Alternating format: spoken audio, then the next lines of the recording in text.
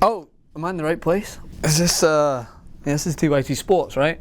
Yeah, it is. I just thought, this little thing going on right now, what's it called again? Oh, that's right, the World Cup. So I thought it'd be rude, you know, to not come back and talk about the World Cup, the biggest competition in the history of the world in regards to sports. And after seeing a couple of videos, you know, on the channel and people not knowing that VAR is actually going to be the World Cup, I thought, you know what, it's time for me to set the record straight and come back and talk some World Cup action. The World Cup off to an electrifying start. Russia 5-0 over Saudi Arabia. All right, I have a couple of thoughts early on about this. Saudi Arabia, maybe the worst defense in the history of the competition. Could be just saying that. Don't know. You guys will probably have an opinion already in the comments because I've missed you guys and I want to know what exactly you're thinking about this competition so far.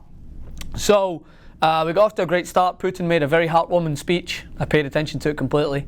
Then he sat next to the Saudi Arabian prince, I believe. They probably traded billions of dollars in oil revenue, I'm sure, just over one handshake. And then the game went underway. And Russia, I thought at the very beginning, I'm going to give you my honest opinion, Saudi Arabia moved the ball around not bad. Like, on the deck, they're not a bad outfit in the way that they were interchanging, the way they were passing and moving. And if they just had more execution in the final third, they could have caused a problem. But they are shockingly bad at the back. I'm talking about, oh my God, if you lined up Jason Rubin, oh my rest in peace, with, I don't know, what, JR maybe at the back, that's what you're going to get with Saudi Arabia. They probably could have done a better job against Russia. But Russia have a great thing going for them, and that's Golovin, who plays out in the far left and also wandered to the far right towards the end. 2 assists and a goal, a free kick at the end. And they also maybe had an early contender for goal of the tournament with an outside of the left foot beauty, which was simply delightful, which was, my opinion, the icing on the cake. But Golovin plays out wide, he cuts inside, he's he's right-footed, so he's got that ability to cut in, which is always a problem for teams, especially teams that can't defend, against a player who's talented, young, he's ambitious, he's aggressive going forward. And don't get me wrong, Russia are going to face some problems in this competition against better outfits, but against Saudi Arabia, they are by far away the better team. Saudi Arabia came out in the second half and looked like they had a little bit of more enthusiasm about their play.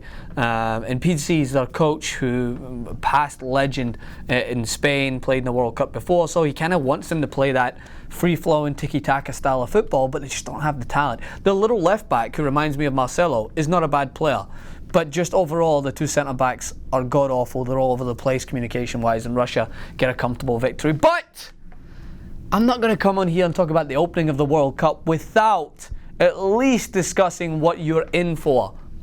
I'm back for the World Cup. Now, don't get me wrong, it's not going to be Jason Rubin, Francis Maxwell circa 2014, where I was filming every recap beside a tree. I remember that we missed one, and I think someone was like, "Where's the Tunisia recap?" I was like, oh, come on, people, relax. But I'll try to get as much content as I can to you guys, because it is the biggest competition in the world, and I am excited to be bringing it to you all. So, do I do a clip here right now telling you about my pick and my sleeper picks you guys talk about on the soccer? I know so far you've had the top 10 kits. It's time to get some more substantial information towards you on the beautiful game and the World Cup. But that's my brief insight on what has happened so far. Make sure to subscribe, all that good stuff, and then look out for another video coming about who I think is a good bet going forward in this competition, and why tomorrow everyone should be up. I don't care what time it's going to be in Los Angeles. I'm out here in New York, so I'm in a perfect time.